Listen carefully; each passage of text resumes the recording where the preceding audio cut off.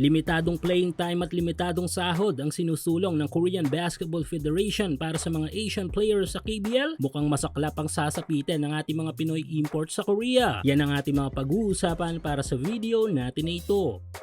So di naman siguro lingid sa atin ang patuloy na magandang laro na ipinapakita ng ating mga Pinoy import sa liga ng mga Koreano. At ang good thing pa nga dito ay kung titignan ay mga Pinoy ang malimit na main player ng kanilang kupunan, partikular na sa opensa. Tulad na lamang ni Renz Bando na patuloy ang pagangat ng mga figures simula na magbalik laro ito sa kanyang dating team sa KBL ng Korea. Same thing dito kay Arvin Tolentino na sa kabila ng malaking doubt sa kanya ng mismong head coach ng SK Knights ay ngayon siya na nga ang isa sa mga bumubuhat sa kanilang kupunan. Habang ang dalawa naman nating gilas young player na si Tamayot Kembao ay walang awat every game na talagang pasabog ang bawat performance. Maliban dyan ay di man kasintunog ng mga pangalan ng apat na malalaro nating nabanggit ay sila din ang mga nagsisilbing key players ng kanilang mga team ang ilang pa nating mga remaining Pinoy imports sa KBL. Pero tila sa kabila ng pagtupad ng kanilang mga sinumpang trabaho at ang mga bagay na makakatulong sa kanilang kupunan para manalo ay may mga butas na sinisilip pa rin ang ilan upang mabigyan ng problema ang mga karir ng ating kababayan sa liga na ito ng mga Koreano. Dahil nito lang mula sa isang legit KBL insider ay may formal na panawagan ng mismong Basketball Federation ng Korea na limitahan ang mga minuto sa laro ng mga Pinoy players at limitahan na rin pati ang kanilang mga sahod. Suportahan ang inyong paboritong team sa PBA, NBA at MPBL o kahit pa nga sa mga overseas league. Full details sa comment section.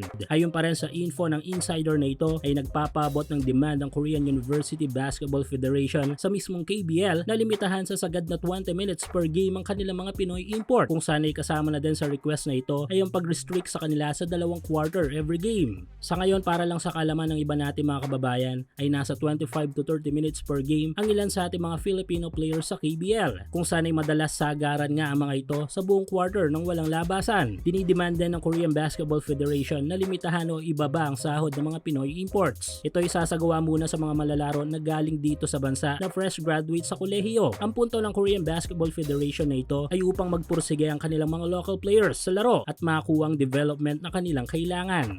Naniniwala din ang mga ito na magkakaroon sila ng mga agresibong college players kapag mas tinasan nila ang sahod ng mga rookie players mula sa kanilang bansa kesa sa mga malalaro na nakukuha nila sa Pilipinas. So sa madaling salita ay tila parang nagkakaroon ng inggit sa mga Pinoy imports ang ilang mga Koreans dahil bukod sa magandang development ay nakakuha pa ang ating mga kababayan ng mataas na sahod. Pero kung iisipin ay worth it naman ang bayad ng mga teams para sa ating mga kababayan. Kita naman sa kanilang mga performance every game. Kung tutusin ay ginagawa lang naman ng ating mga kababayan ang trabahong ibinigay sa kanila. Kayo mga ka-hoops, anong masasabi nyo ukol dito? I-komento nyo lang yung opinion sa ating comment section.